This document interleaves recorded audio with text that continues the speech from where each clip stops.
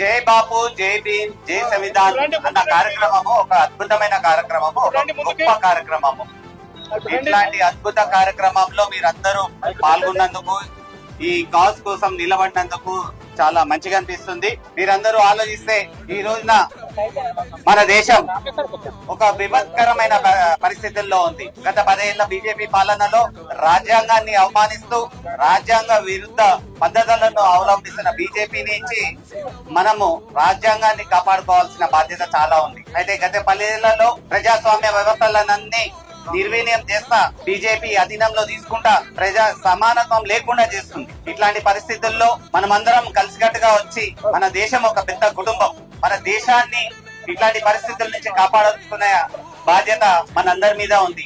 ఇది చేయాలంటే మన దేశంలో ఉన్న పరిస్థితులను అన్నింటినీ మన ప్రజలకి వివరించే కార్యక్రమమే జై బాపు, జై భీమ్, జై సంవిధాన్ కార్యక్రమం. గొప్ప మహనీయులు మహాత్మా గాంధీ గారు, అంబేద్కర్ గారి స్ఫూర్తి, వాళ్ళు రచించిన రాజ్యాంగాన్ని మనం ప్రజల్లోకి తీసుకెళ్లాల్సిన పరిస్థితి ఎంతో ఉంది.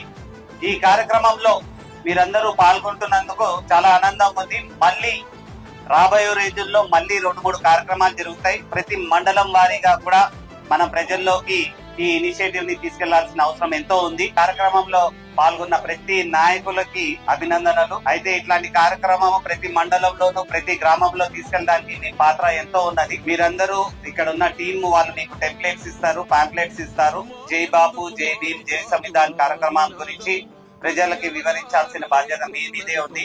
దయచేసి మీరందరూ కూడా మీ గ్రామాల్లో, మండలాల్లో ఈ కార్యక్రమాన్ని తీసుకెళ్తారని ఆశిస్తూ ఇంతటితో ముగిస్తున్నాను. Thank you.